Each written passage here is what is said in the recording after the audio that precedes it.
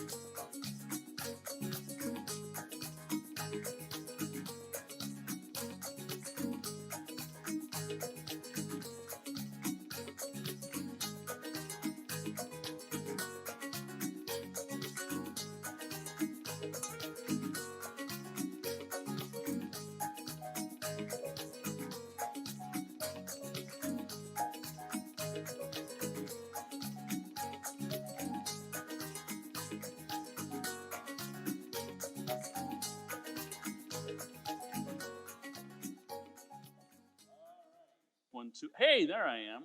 Sorry, I was lost for a moment. Now I'm found. So, if you saw us craning our necks, that's because that's the first time we've seen that particular video. So we were just wanting to get the enjoyment of it. Let me introduce to you the team as we go across here. So over to my left is Steve Ness, if you don't know Steve, and then in the middle here is Lucas, looking rather constrained in the yeah, there it is. And of course, you know Selena and myself, and this is Kelly Anderson. And many of you know the young man on the far right over there, Les. And we also had a few others who went with us. Bill Hand, who is on a project over in Idaho right now, couldn't be with us today. But in the picture, you'll see the gentleman, the two actually, on the far right of our picture. The front one, his name is Don Tombleson. Don was in my church in Pendleton. And last year when we were in our missions emphasis month, talking about missions and the trip, he heard about it and said, he emailed me the next day and said, can somebody else come on our trip? I said, well, sure, of course. So he met us in Portland and flew out with us and spent the week with us. And then the gentleman behind him, Alex Best, is a gentleman from my church in Vallejo who has been with me almost every year I've gone to Mexico. And he is just a phenomenal individual. You see him here every now and then. He's come up here a couple of times, but he also meets up with us and heads down each year. So that's kind of the team. This year, the new folks, the newbies, if you will, that went were Les and Kelly and Lucas. And we had a great time. So For those of you who don't know, context is really important. The team of us went down to one of our missions works, which would be Open Arms Mexico. Our church supports them every single month with the missions dollars that you provide. And we're so thankful for it, and even more so, they're thankful for it. I can just tell you that right now.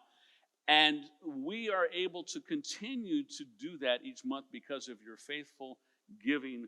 When you mark it on missions and you give towards missions, it goes to help all of our missionaries that we support, and Open Arms is one of those that we do.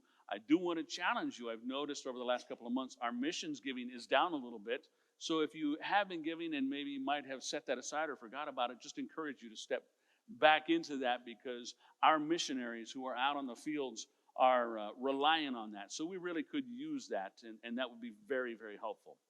So we took a trip at the end of May. We left on the 27th of May on a Saturday and flew back on Saturday, June 3rd. And in between that time is a whole lot of stories, a whole lot of moments that we had individually and as a team. And I always find that it's really beneficial for us to take time to share those stories and to share some of those reflections, because many of you are not necessarily able to go, but love to hear what God is doing through people that you know and are supporting and praying for and all that. And so that's kind of what we're going to do today. So I'm going to kind of walk through with some questions and some things to help us have a context for being able to share some stories with you. So we arrived down in Mexico. We left at dark 30 from Portland Airport. Actually, we left from here and drove up there and arrived in Mexico at Camalú, where the main campus of our organization, Open Arms, is, and got into our hotels for the night and stayed there. And then the next day we got up, and the first thing we get to do on a Sunday is we get to have breakfast and then go to church at Open Arms. Do you know that the missions work you're supporting not only helps children, which that's the main focus of Open Arms, is to keep families together, to keep them from being tossed into the orphanage. They give free daycare to these kids in these communities and these families so that the families can stay together. But not only do they do that, they begin a church, and they begin to minister to the families as well that come. And so we got to go to their church. And so really I want to start with some questions about that. Tell me your impressions, anyone, of the service and the experiences that you had at Open Arms in the service that we went to. And that can be anybody. Everybody's standing there like, who's going to be first? Who's going to be first? Well, I'll go first. Yeah. No, it was it was really interesting down there. This picture is from their Sunday night service, and they were short a musician, and they didn't. I asked if I could play. I'd have to be honest, they didn't ask me, but I kind of coerced them into saying, hey, I could probably play something. And I started out to play the keyboard, and then they decided that wasn't going to work very well, and so they had me play bass. It was interesting, the language barrier down there. Of course, it's completely 100% Spanish, and I know about 99% English and less than a 1% Spanish. So that was interesting. So we tried to communicate, but their Sunday morning service was really interesting. One of the highlights for me, and I won't take everybody else's highlights, but one of the highlights for me was their prayer time. So they had like a response after the word was preached. They had a response and a prayer time for people. And the whole front of the stage was just full of people, and they were flat getting after it. They were praying with a fervency and a desire to seek the Lord that I have not seen it's been a while. And that was really special. People were just so hungry for a touch from the Lord that they were just super excited. So that really got me. Plus, the songs that they sang, they sang the song Goodness of God. They sang The Blessing. And of course, it's all in Spanish, but the music is the same. So, you know the music, but you don't know the words. And it was so powerful down there. We were kind of sitting off to the side, and I just wanted to just start weeping and in praise and worship to the Lord. It was so, the spirit was super thick in that place. It was amazing. So kudos to them and God, of course. Indeed. Yeah. That's awesome. Yeah. It was very moving service, and it usually is. And that's one of the things I love about other cultures is that their worship experiences are always so unique and so different. Anyone else? Maybe one other person want to talk about the service itself and a reflection on that. I'll have to keep things moving.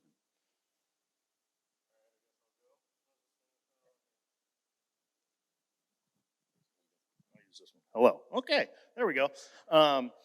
So for me, kind of like what Les touched on, there's so much passion in these people that even when we're just singing the songs, I mean, none of us really understood the words, but you could feel the melody and the beat, and just if you looked around, everybody was just in their own world, worshiping God and just praising what was going on.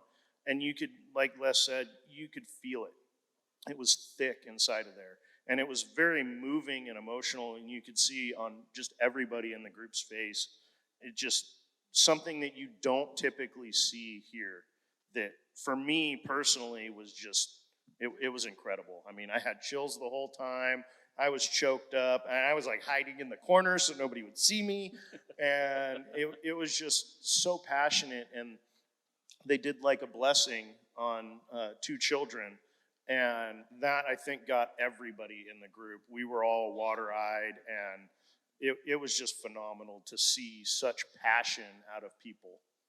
Indeed. They did a child dedication, similar to what we do, but part of what they do is they actually sing the song, The Blessing. You know, Lord bless you and keep you. And it's a beautiful song. And so they sang through this song over the families as a part of what they did in that. But Daniel, the missionary, noticed, and the pastor, noticed one of the kids singing through it. And so he said to her in Spanish, "You know the song?" And she says, "Yeah, she's probably, 5 maybe?" And he said, "You want to sing it?" And she's like, "Well, yeah." And so they start playing, and this little 5-year-old nails the whole song, just gorgeous. I'm bawling my eyes out. I'm just crying. I'm just crying. This little girl's singing a blessing over her own life. And it was pretty cool. It was pretty cool. So after service, then we went and grabbed some lunch and came back to Open Arms. We packed up some groceries because food is scarce. You know, we talk about our economy hitting us pretty hard, and it does. I acknowledge that.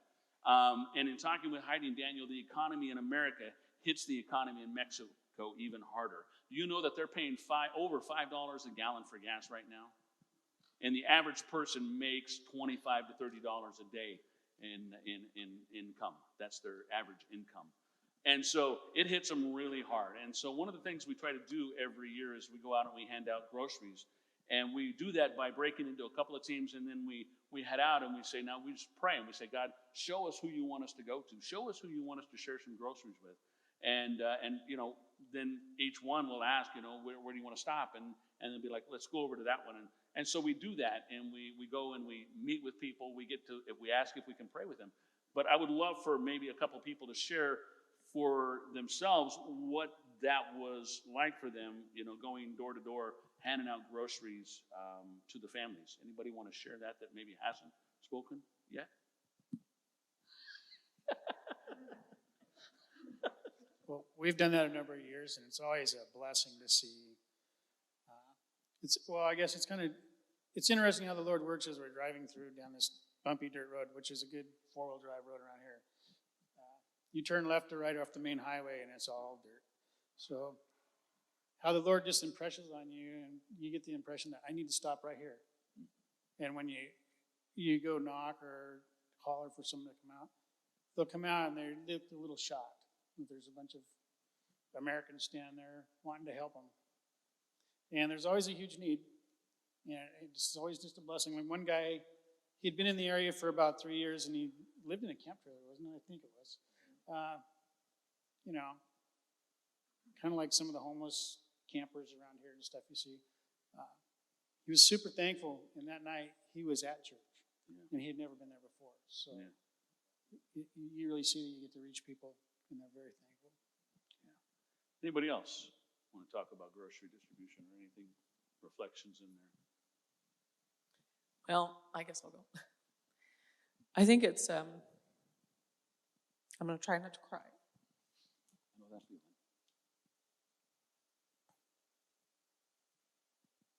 I think it's a really humbling experience.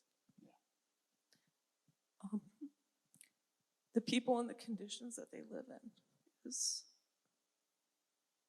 hard to watch. It's hard to look at. And yet, many of the places that we went to, they're happy. They just have a smile on their face. They have joy.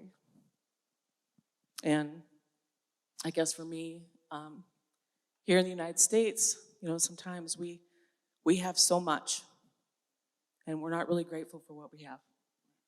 And we find every reason to be miserable. No offense to anybody. But they have way worse conditions, and they have joy. And that's a humbling experience. At least I think so. One of the older people that we went and saw, we went to their house. She welcomes you into their house. And they're sweeping dirt floors. They have no refrigeration. They have no electricity, no, stove to cook on. And yet they welcome you into their home. And so many times we won't even have people come over to our home unless we got to clean. But they welcome you in their home with a smile on their face. And that was really good. I enjoyed that. It's a moving experience. One of the homes we went into, and they invited us in, like she said, with just such open arms. You went into what would be considered the living room, and there was nothing in it. It was an empty space. There was no furniture. There was no anything on the walls. It was just an empty space. But she was so proud to be able to have a space. And it's super humbling when you step into that. And it was a very moving experience. It always is a moving experience for sure. But that's something that I really believe is so important for us to do as believers in Christ, to experience that and to be able to go and realize that. Because it changes us, doesn't it? It transforms us. We go down in so many ways. You're going to hear us talking about at times things we did for them. And our mindset usually going says, boy, I'm excited to help make a difference in their lives. And we go down so excited, charged up, ready to do it. And then what we end up happening to us is we get changed. We get our lives just messed up and wrecked up. God does a really good thing in us. And it's so unexpected. And I love watching that transformation in people as they walk through the week, that it just tears them up. And it's a good tear up, not a bad tear up, right? So then we go Monday through Friday of the week. And Monday through Friday or Thursday, we broke into two teams. We had two teams. This is the first year we were able to offer a vacation Bible school. And I was so glad that we finally could do that. We had enough volunteers to be able to do that, and would love to continue that. And so I would love, there's the two ladies that were here, and then Dawn worked with the kids as well, who's not from our church. And I would just love to hear a story or reflection, a little bit about that as we hosted that. How were we received by the kiddos? I mean, and what was the language barrier? Was that an issue for you, or maybe a special moment that you experienced with some of the kids that you might want to share? So I'm going to look at you two ladies and let you talk. Since you've been silent so far, you can start. Right.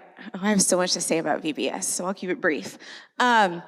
So this was a very much different experience being at Open Arms, since this was my third year. The last 2 years, I did get to work with the kids, but not on the level of like working with the kids all day, because there were so many restrictions the last 2 years because of COVID and everything. So we actually spent our mornings prepping for VBS, and then our afternoons were spent doing VBS. And so some of the kids, this was my third time seeing them, and so some of them you remember by name. And so that's really cool, just because I've seen them grow these last 3 years. But they're just so excited that people are there just to spend time with them. Because for a lot of these kids, they have different groups that come. We're not the only one that does VBS, but they're just so thankful that you're there. And they don't even, some of the kids know how to say hello or bye in English. And even though there is a language barrier, it doesn't matter. They'll just run up, give you a hug, and they're so excited to see you. And then by like the fourth day, like we knew some names, and literally every day before we left, they would tell us bye and thank you, and that they would see you tomorrow. And so the great thing is that now with VBSs, many VBS companies will translate things for you in Spanish, which we were so thankful for because we're actually doing the same VBS here at LFA, and we were able to take a complete full Spanish translation version down to Mexico. And that just wasn't the curriculum. That was actually the videos that are very well done. So they're getting the very same thing. And so it was really great to be able to give them the same experience that our kids would have here. We shared pictures of our kids, and they took this picture to send back for our kids here. And so we did have a translator, thank the Lord, because I know enough Spanish, I say, to get myself in trouble. So there were, like, by the time I think we got to the end on Thursday, I think for Kelly and I, there was a few times we get frustrated, like, oh, we don't know it. But then by that last day, there were a few times when we did have little conversations with the kids, and you have that moment, you're like, oh, thank you, God. Like, I made it through that one. But then it's like, oh no, I'm leaving. I can't work on my Spanish. But probably the biggest thing from VBS that for me was at the end of VBS, we fit day 4 and 5 together because we wanted to make sure that the kids got everything. And every day the kids got to take home something, and they would receive little things. And they were just so, so grateful. They would ask us continually, I get to take this home? We're like, yes, you get to take this home. And about 5 minutes later, they would ask the question again because they were so shocked that they got to take things home. But then on the last day, we also had a chance to, before we ended and gave them their stuff, we did like an altar call.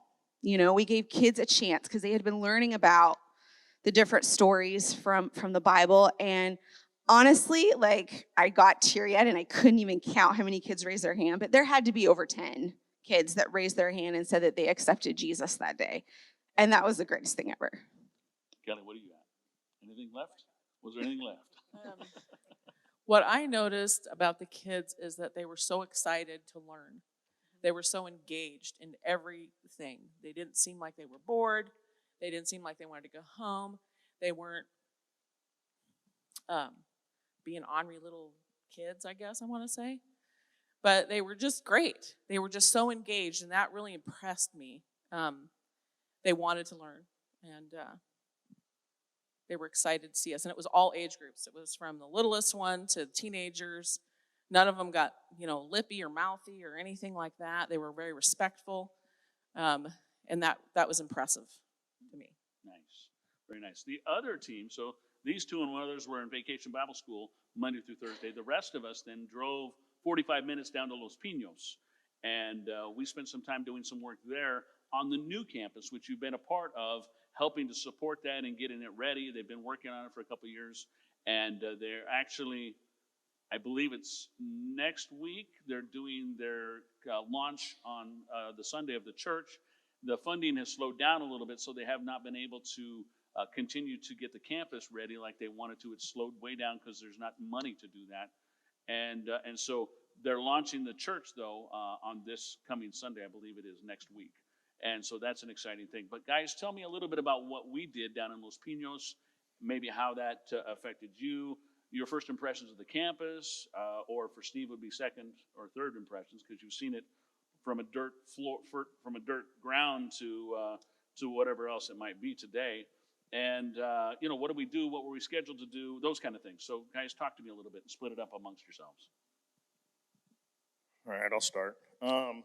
So we went down, Steve, myself, Les, Pastor Kevin as well. We're kind of like on flooring duty, pretty much what they thought was going to be the entire week, which I think we knocked out an entire pallet of flooring in a day and a half. For me, being a construction guy, it's, you look around and it's dirt streets, and it's not like smooth dirt. I mean, I sat in the back of the bus, not a good choice. It's a dually van, it's got stiff suspension, and I think I'm 2 inches shorter. Because Pastor Kevin driving it was scary sometimes. Whatever.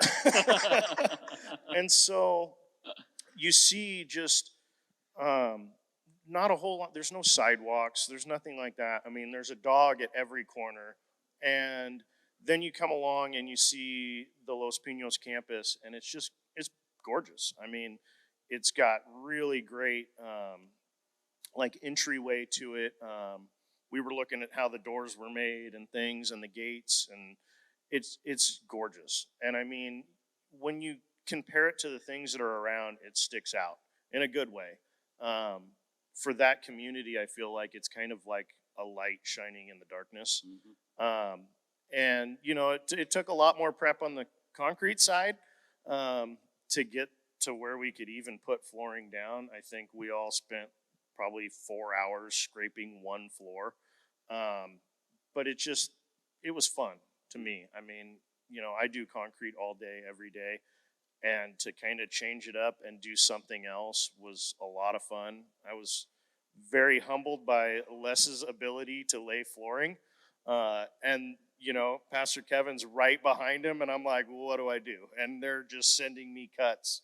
And I was just outside going back and forth. I think it was like 15 or 16,000 steps every day, just carrying, you know, flooring in and out and cutting. And as soon as I'd walk in, I would barely make it to Pastor Kevin, and Les would hand me 2 or 3 things to cut.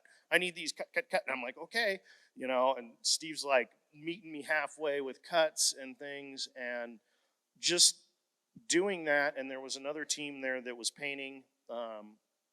Bill and Alex were doing a bunch of touch-up painting, and at first we were kind of, everybody was in each other's way, and we just felt into this really cool groove where we all just worked great together. And there was so much going on between painting and, you know, cutting and scraping and sweeping and everything, but God just kind of gave us this little pattern that we fell into, and they were so surprised by how fast we laid flooring down that, I mean, we ran out second day. Yeah, I was going slow, so. Yeah. Sorry, I slowed you down. So it was just very cool. And to see what they do with so little, you know, being on job sites for me up here, I mean, you can have every tool you'd ever ask for and then some. I mean, you see, you know, so much stuff that people have. And, you know, we build all sorts of stuff. But then down there, you know, you get like a grinder and a table saw, and all of a sudden you have a building. And for me, that was very different and humbling, because I'm so used to having all the tools in the world that, you know, down there you have barely anything. Right. And so that was just for me a big eye opener. Right. Let's talk a little bit about flooring. Yeah, I noticed too that tools down there are a little bit scarce, and I walked around probably one of the days for 20-25 minutes looking for a Phillips screwdriver and could not find a stinking screwdriver. And I have, you know, 5,000 of them at home, and they're coming falling out of toolboxes. But down there, there's just not that much. You know, like Lucas was saying about the grinder and a table saw. Their electricity situation down there is like, yeah, OSHA. There's no OSHA. There's no MOSHA. There's these 2 little wires coming off. They had hot wired it into the electrical box, and it was Charles would, he would be flipping out.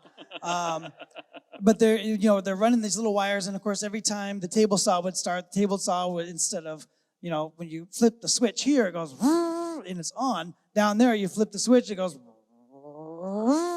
and you're like, as the lights dim down, and it's, you know, taking all this kind of stuff. And I thought we were going to smoke a couple of things sometimes, but the Lord was good to us and protected us from getting any kind of shocks or anything like that, and made helped our tools to keep working. So that was really neat. But yeah, we got a lot of stuff done. We got a lot of flooring put down. And then the midweek, I don't know if you're going to talk about the maintenance day or not, but during the midweek, I'll just steal your little thunder, we were able to go back to the Camelou campus, and because we ran out of flooring the day before, and we went back to the Camelou campus, and they had a ton of maintenance projects that needed to be done. Toilets that the handles were jiggly, or the water was running a little bit, or sinks that were dripping, faucets that needed to be tightened down, painting that needed to be done, all this kind of stuff that we were able to do. These folks down there were just so thankful and so grateful because they have people down there that work for the Open Arms organization, but they're so busy doing other things and with the kids during the day and with the cooking of the meals and everything, they don't always have time to get to these projects. And sometimes they don't know how to get to that, how to do that, how to actually complete the task. So we made a lot of trips down to this little bodega store and found a couple of hammers, and I finally found a screwdriver, and we were able to do all this stuff down there for them and just bless them. Their paint down there is different. It's really chunky. And chunky paint is not a good thing here. I guess it works great down there, You're but putting texture on the wall. while yeah, you paint, it covered well, I'll tell you that. But yeah, it was really good to be able to come back to the campus and just have a day of maintenance and do some little projects for them. So that was pretty cool. So what had happened was we ran out of product. We were working on the project that we provided them money for, and they thought that was going to take us 4 full days to do that. We got done in a day and a half. Literally ran out of product, and they didn't have any money. Again, the economy hit them. Didn't have any money to buy any more product for us to continue to do work at the Los Pinos campus. Thankfully, you all provided some offerings for us, and we were able to buy tools that they needed, because I took Daniel shopping for the tools they wanted, some saws and some different things. But we still had money left over, and I was waiting to be able to buy some more tools or whatever. And Daniel's like, we're out of money. We don't have anything else for you guys. We have no more product. We have no money to buy product with. The U.S. economy has just wiped us out. We don't have anything. So, do you happen to have any money left in your budget? And I'm like, maybe, let me look. And so I went through and I was able to pull out almost $2,000 more that came from you guys and those offerings you blessed us with, that allowed him to go and run and spend that day we did maintenance, picking up a whole lot more flooring, and came back, and then we spent another day knocking out flooring. But we wouldn't have been able to do that without your support. So thank you to that. Well, and when you say they ran and got more flooring, keep in mind that Home Depot is not just down the road. There's not a Ace Hardware. It's 200 miles away to Home Depot. And so they just ran up to Home Depot and grabbed some more flooring. I'm like, yeah, really? They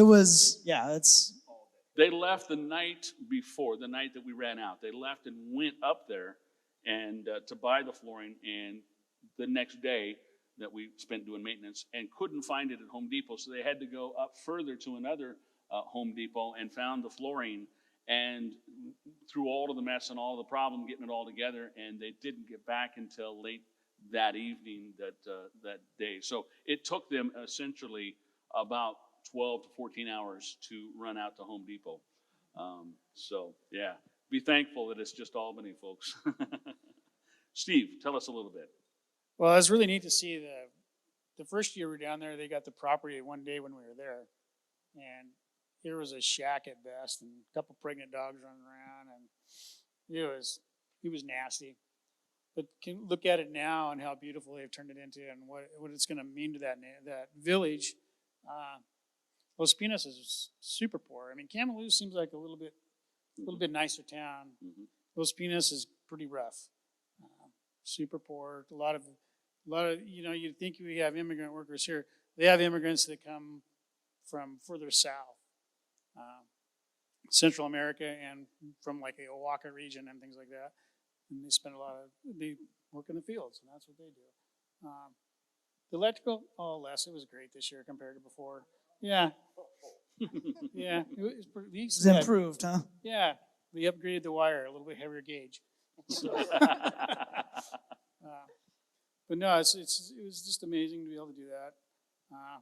One thing I will say, we got a lot done around Camalú that day. We fixed a lot of toilets, and you have never worked on a toilet until you've worked on a Mexican toilet. So we got them all fixed, though. They're all working now. And one of them, they said, we can't get it to work. It doesn't flush. It doesn't flush. I found a big old cap inside that got flushed down and plugging it up. So taking it out, and they were ramming through there. But anyway, we don't have money to buy a lot of stuff, so you got to figure it out. And yeah, screwdrivers and hammers were scarce. So some days you spend a little more time running around looking for tools than you do working. So. one of the other aspects of ministry we did as well was that we got to work with the teenagers. Every Friday night they do a teen youth night. And when we're there, we then find different ways to be involved. One of the main ways we're involved is that we actually cook some food for them after their service. And it's really critical because many of those students come and not eating dinner. They're just hungry. And so this year we made some hamburgers up for them. And, you know they're hungry when they're pounding down 2 or 3 hamburgers each. And it was a fantastic time that we had with that. But somebody want to share your interaction with the teen students on that day? A little bit of impression, what you saw there, were they respectful or appreciative or any of that? Anybody want to say?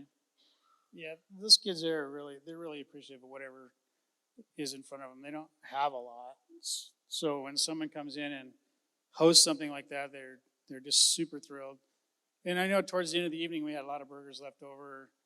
And you could see the kids, some of them were we were saying, take some home. And you could tell there's no food at home because their eyes get big and I can take more for later. They may have a little bit of food, but they don't have anything in excess by any means. And some of them were more worried about taking food home for their siblings or their parents. They'd already eaten and they didn't care. I got to eat good tonight. I want my family to be able to eat good too. So it gets you a little bit when you see that. We have so much of abundance and they have barely their needs met most of the time. Right. Anyone else on the teen night? Here again, there's no entitlement there, which struck me. There just isn't any entitlement. You see it in teenagers a lot, but I didn't see any of that there. There was no, I deserve this, or they were all humble, they were all respectful, they were all polite. Which is heartbreaking to a certain degree, because it makes you want to give them more. It makes you want to help them more. And one particular kid, he had come up and he had gotten hamburgers, and I could tell that he was hungry because he came up again, but he never really said too much, and he was real humble. But you could tell that he wanted to take more home. And so they bundled up, several hamburgers and gave them to him to take home. And he was just respectful and humble. That part just got to me the whole time we were there. Yeah, ministry is very impactful. Like I said, you can tell in just how these guys are talking that it's not all about doing a mission trip. It's not all about what we do for them. It is about what happens for us as well. And it's so unexpected, and it does. And that, to me, is valuable because I had somebody ask me, why do you want to take teams on a mission trip? And number one reason is because the impact it has on us. Number two reason is if I expose people to what happens on the field with missionaries, it's more likely that they're going to be folks who are inclined to understand and want to support missions on a monthly basis. And that's vital and that's critical. And those two key elements there together are so important to the continued future of a church. Amen? It's truly important.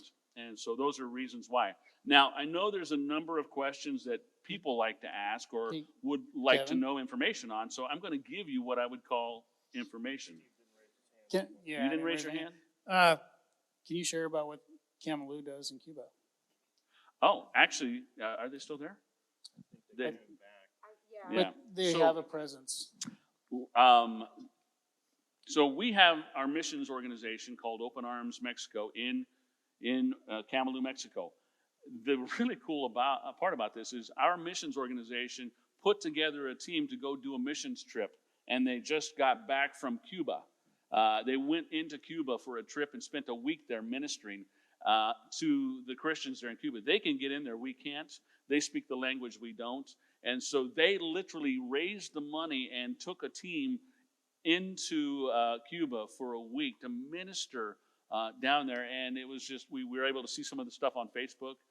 It's just an awesome thing to know that what you're supporting is not just affecting Camalú, it's affecting Cuba as well. And so that should give you some encouragement to know that what we're doing here is not just one isolated area. Open Arms is on 3 campuses in 3 communities, and now they're in Cuba helping people in Cuba as well. And that's because of your support. And so that's an awesome thing. It's a pretty exciting thing. So thanks for that. I forgot to mention that. Yeah. So really good stuff. So I'm going to ask a couple of general questions, and one of you or whatever can weigh in on it, because a lot of folks, the biggest hesitation to going on a trip might be knowing or not knowing these kinds of things. So, like, what was the food? How was the food like when you were there?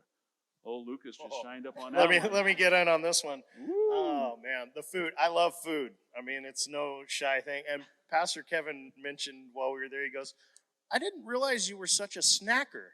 And I'm like, I love snacks. I mean, it's awesome. We'd go down into the little stores, and I found just these great like little vanilla cookie things they were kind of like a vanilla Oreo but better. I've been eating them at home too because I bought a bunch to bring back. And of course, I let everybody try it. And then Steve's in there and he's like, "Where's those cookies at?" He's buying them for people. And so one of the things that I noticed, because when we went to Israel, I mean, I wasn't a fan of the food. Everybody knows that. But Mexico, like, I love Mexican food. And the first place that we stopped to eat was this taco stand. It was phenomenal. I'm not a cilantro fan. I don't like it. It's gross.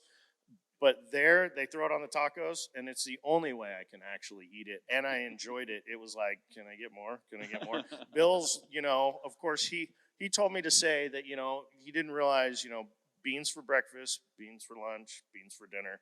There are different beans. They're the same beans, but they're different. They all taste different. And I noticed for almost everybody, they're like, "Okay, it's dinner time," and we're all like, because we're still full from lunch. They sent us for the team that went to Los Pinos. We got like lunches made for us by these ladies, and I think every single day we ended up sharing our lunches with everybody else that was down there because it's just too much food. I mean, it was insane how much that they would give us. And we're like, "Oh, we don't need that." So we just share them with the workers. But it was so phenomenal. And I bring Pepto, and I'm like prepared.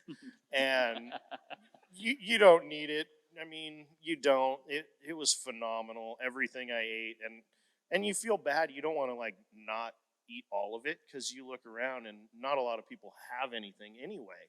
So it's like, well, if I'm going to eat it, I'm going to eat it all. And then you're sitting there and you're like, can we just go back to the hotel? And then, we'd eat dinner and they're like, "Oh, we're going to go to the coffee shop." And I'm like, huh? There's more, and these ones are all about ice cream and avocado. And I'm like, oh my goodness. I haven't eaten that much food in so long. I was full for like 3 days after getting home. Anybody else want to jump in on what was the food for you? I know, Les, So, I'd love to hear from you yeah. on this. Well, I just wanted to mention about the food. When you're at Open Arms, when teams go to Open Arms, you're just not food is part of the package, but you're just not providing food for you. You're actually paying so that they can also feed the kids during the daycare. So when teams are there, the kids are actually eating better than they would when there aren't teams, because that actually helps pay for their food. So, because I know there's sometimes, I think it was last year, Heidi mentioned, there's sometimes the kids go without like a protein, like a meat or something. And so it's really important because, I mean, Esmeralda and Raquel in the kitchen, let me tell you, Esmeralda runs a very tight ship in the kitchen, and she makes amazing food. I mean, you'll ask for like a little bit and you'll get a whole plate full, and you just roll with it because they took the time. I mean, Esmeralda told me, she's like, "I take care of you when you're here." And it's true, they do. But it's also great knowing that when we're being fed, we're also helping provide as well. And that's what your money does as well. It helps provide meals for the kids. I believe it's for every individual who buys, when we buy a meal, it provides a meal for 10 children as well. I believe that's the ratio. I could be wrong, but I think that's what it was if I remember rightly. So, yeah, and it's a really fantastic thing.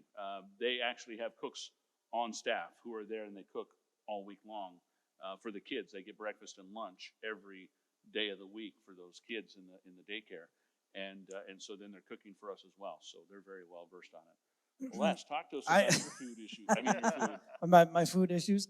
I am like a 5.5-year-old when it comes to food, and I'm very picky, and I do not like mayonnaise or sauces or anything. And every time I'd order something with no mayonnaise, it's like they double it. And I'm like, oh. And, but, you know, I'm like, okay, I'm an adult. I'm going to come down here and I'm going to eat, you know, and I'm not going to send it back, you know. So that was really good. I did try the cactus, barbecued cactus, and that was super good. Oh, it was so good. Can you get cactus around here, or That was not good. off the side of the road, or what? Like, No. you know? A couple of the restaurants. Yeah. So it was a little slimy inside, but man, it had this nice barbecue flavor to it, and it was burnt slime. That's right. But no, the portions down there that they would serve us were so big, and I've got a small stomach if I suck it in. And it just, yeah, like Lucas said, I was full for days after I came back, and then I was hungry again. Okay, real briefly, and I'm going to try and get through a few more questions. We're just after 12 already, so am I okay to go a little longer? You guys all right with that? Yeah, no, I've got some questions. So I'm going to ask, what was the lodging like? Real briefly, one person. Was the lodging sufficient for what we needed it to be? So Kev, this is Pastor Kevin's description.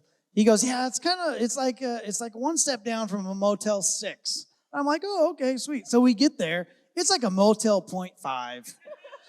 But that being said, it was everything is under construction constantly under there, and it's my understanding that the way their government works and their tax systems work, that if you're under construction, you don't have to pay property tax. I could be wrong. Hopefully this isn't going out to the world. It is now. But so there's always like a piece of rebar or something sticking up from somebody's house or a building or some kind of a structure so they don't have to pay tax on it. Well, this motel was no exception. It was half completed, rebar sticking out everywhere. The pool was dirt and dry, so we didn't go swimming. But there was running water most of the time, and the accommodations were. The bed was super comfy for me, and it was okay, So it was clean. except for the bunk room, I guess. Yeah. Well, these are the upstairs people, okay? Let me speak for the 3 dungeon people here. Everybody else got these upstairs rooms. First and, floor. Yeah, we were first floor. And I'll kind of speak for Bill here. So Bill, me, and Alex all had the bunk room, which I enjoyed. It was kind of like going to camp kind of thing, you know, or prison. We won't ask how you know. So I enjoyed it. I mean, water's hot. Obviously, don't put it in your mouth. But I mean, it was a great place. And compared to what was around it, it was phenomenal. But Bill did not like his dungeon room that he chose. So Bill and I, both being the older of the 2 and Alex being a little younger than us, Alex took the top bunk, which was the entire room's length. And Bill chose for the bottom bunk, and it didn't make him very happy. His feet hit the bottom and his head hit the top, and I don't think he stopped crying about it for 2 days. And I don't know how, because I'm actually taller than he is, and I slept just fine. And I kind of told him, well, you got to sleep sideways. You know, you got to kind of crooked, and don't put your head at the top of the pillow, because you use that part to pad your head.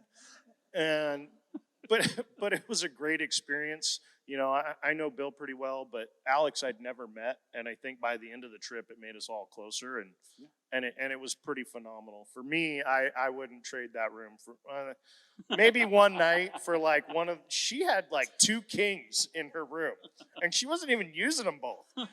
So there was a few times where Bill's like in the middle of the night, he's like, I'm just going to knock on Selena's door and barge in there, sleep in one of those beds. So yeah. It was a good time. Okay, moving beyond. Did you guys ever feel uncomfortable or, well, wrong phrase after this conversation, feel fearful in Camalou or wherever we were at? Was there ever a moment you were like, because that's a big fear a lot of people have, is like, I'm going to be, don't leave me alone. I don't want to be, lost or something like that. Did you ever feel like that? Just 1 or 2 people, real quick. We got to keep moving here. No. That was quick. Thank you. No. No. I know that was a little concerning for you. I was a little worried because I didn't know what to expect, but Right. We were not. I mean, we weren't in the jungles of, Argentina with. Right. Yeah. No, we were I felt like we were safe at all times, especially with the National Guard that drove around in these giant Humvees with these huge Gatling guns on the very top of the thing, and the guy operating the gun hadn't fired it, obviously, thank you, Jesus, but he had his hands on the trigger thing the whole time and was dressed in full battle gear. It looked like a SWAT guy, so. Oh, that makes you feel safer, though. Yeah, I did You know, actually they're feel pretty around. safe, yeah. So, yeah, the first year I went, I was a little bit apprehensive, but now I'll walk down the streets of Camelot anytime, day or night, and don't. It's like walking through Lebanon. I'm more worried to go to Portland, Oregon than I am Camelot by far. Portland is scarier. That's for sure. That's for sure. Weather was good? Weather there is awesome. Tell us about it. I mean, it doesn't get hot. You think Mexico, it's 100 degrees. No, Camelot's right in the ocean. So in the morning, you have clouds. It's kind of like Lebanon a lot, where you get the clouds in the morning. About 11, the clouds kind of recede. 75 and sunny most every day. If they get over 80 degrees, it's warm there. Right. But yeah, the weather's great. Right. Okay, real quickly, was the trip worth the cost? That's another thing a lot of people ask. You know, I think you guys paid $1,200 plus or minus, depending on a few variables there for different individuals. Was it worth the cost? I never ever consider the cost. Yeah. Because I realize everybody's in a different situation, but it's just something I'm going to go do this. And once you're there, I don't even think about it. Right. It wasn't nothing I really thought about. This is your third year, right? Yeah. Yeah, and So- after you went one time, there was never a question about whether or not you're going back. Again. I'm ready for next year. You just got to give me the dates because some of us went down early. Bill, Hand, and myself and Alex. We met down there a few days early, and if anybody loves to fish as much as we do, come on down next year because we go down early and stay in a really rustic lodge, and we caught a whole bunch of fish, and we took it back up to Camelot. We probably ended up with like 75 pounds of fillets. I don't know. We gave them a lot of fish, and they were super excited. So a little vacation, then a whole lot of work, but it's the best vacation you'll have being tired. I'll tell you that. Indeed. It was indeed. awesome. Are you taking deposits already for next year, or Say again? are you taking deposits for next year yet? I can, yes. Okay. Yes, we're looking at mid-June next year, so it'll be right after school gets out. So that's just so you know when we're going to be going. It's going to be mid-June. I don't have the exact dates, but it's always a Saturday to Saturday. And I believe if everything works the way it should, we'll be leaving the Saturday of Father's Day weekend and be back that next Saturday. So just keep that in mind. And yes, if you want to get a deposit, I believe it's $200. We'll get you on the books and get you started. So yeah, definitely. That was the next question. Are you considering going again next year? That's always the big question. I'm 100% going. Yeah? I mean, it was so much fun. And it wasn't just, going down and meeting those people. It's just getting to know these people a lot more. I mean, Selena went to Israel, but everybody else I haven't had a chance to hang out with on that level. And by the time we came back, it was like, I'm friends with everybody. Yeah. So that's a huge thing for me. Awesome. I already have the VBS theme already for next year. It's been released. There you go. There you go. What about you, Kelly? Well, I think the van rides with everybody for hours on end is a real experience. It's great. There's a lot of laughter, a lot of poking and prodding, a lot of singing, it was good. It was really good. Down on the end? There was a lot of laughter. That was one thing that was, I needed that. There was a lot of laughing and a lot of ribbing and a lot of good-natured jokes, mostly at Pastor Kevin's expense. But And nonetheless, he's okay with that. yeah, it was fantastic. So one of the things, the last question I'll ask, and well, not quite, but close. Are you considering again? Is there anything that you would say, as a person who's been now, that maybe you would want somebody else to know that says, you know what, this is why you would want to go. This is it right here. If I had to say something, here's what I'd say to you. And this is my last question, I promise. Thank you for your patience. Yeah, no matter, it doesn't depend on your ability or what you can do. If you're upright and can walk, you can do something down there. Like Lucas was saying, every time I've been down there, we have projects, but we all find our groove to where we're the most beneficial to the project. And it may be just going out and getting, water or lunch for people. Or, I'm not wanting to get on my knees anymore. I've had too many knee injuries, but I'm setting out flooring and everything, keeping everything going quickly. And you just find your ability and where you fit right into the team, and we knocked it out fast. Right. And every year it's been that way. No matter what project you're working on, everybody finds that little niche place where they can be the most productive, and it suits their ability. So no matter what your ability is, there's a place for you to go. There you go. Good word. Anyone else? I think for our situation, I had actually never worked with Kelly, and I had never met Dawn or worked with Dawn. So it sounds like putting 3 people together who have never worked together on anything and having them run a VBS, it sounds like a recipe for disaster, but it works. And that's because everyone comes with, like Steve said, their own talents or everything. So it was literally like the first day, it was like getting to know them. I had sent them some emails and stuff, but, finding what worked, I think for me, this was the first time I wasn't the main one taking the photos. Everyone contributed. I taught Don how to use my camera, and he was great at that, So it's amazing because I know some people are kind of shy about spending time with people they don't know, but let me tell you, you do not leave this trip without knowing the people who you're working with and just getting to know them on a way different level. And it's amazing how, God just puts the team together, every year. It's amazing how everything just works out. We just give the trip to the Lord, and I would say, that's really what you got to do, because I know some people have some apprehensions about going, but when you just give it to God and then you just let him use you in that moment, it works. Anyone else? Yeah, I noticed too, and I brought this up to Pastor Kevin on the drive back from the airport. When you go, I've never been on something like this before, and for me, it was just, you go and you think, in your mind, I'm going to do something great for these people, and I'm going to, put all these skills to work, and I felt like I didn't do enough for what I got in return. I mean, the amount that it just changed, just my daily outlook. The people that you have around you, you're just humbled by those people down there that when you're here, you just want to be so much more kind to everybody else, because you really see that there's struggle there. And it's not just struggle down there, it's struggle here. Everybody has something going on. And so the amount that it changed me, I don't think I was prepared for. Awesome. I think for me, what God gives you out of it is far greater. What you get out of it, what the Lord teaches you out of it, is far greater than anything else. And that's all I have to say about that. I agree with everything that's been said. I concur. Wow. That's it. Well, I'm going to invite you to stand with us because we're going to close. And today what I want to do as we close, I'm going to invite you guys to stand with us too, is I would love to pray with you. What we're going to do is I'm going to invite these guys to step up here to the stage with me. Come on. A little closer. A little closer. Up. There you go. Okay, right there. What I want us to do is I'm going to invite them to just extend their hands to you, because I want to pray for you today. And I know some of you will never be able to go, and that's okay, but God has other things for you in that. It may be here locally. It may be in your home or your neighborhood. It may be that you can pray for us. It may be in some other way, but I know there's some of you who can. And so what I'm going to do is I'm going to pray, but I'm going to invite them to pray with me over you as a body as we continue to do what God calls us to do. And we're also going to consider this our closing today. So we're going to extend our hands. Will you pray with us today as we close? Father God, I am so thankful for a church who's willing to allow us to go and to help us and to send us. I'm thankful, God, for people with a heart that you can spur in them something new and something fresh.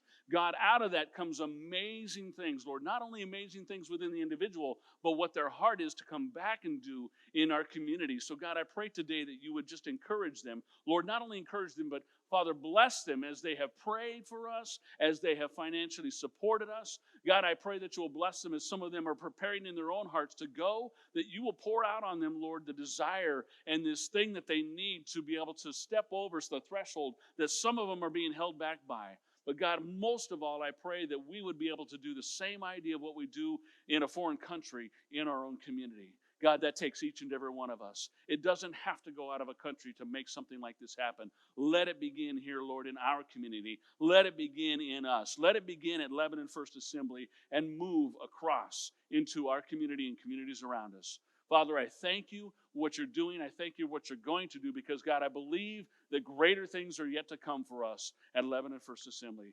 Touch us, God, as we go today. Encourage us that what we have done is a fantastic thing, and it's just the beginning. So allow us, God, to be blessed and to bless others. In Jesus' name, amen.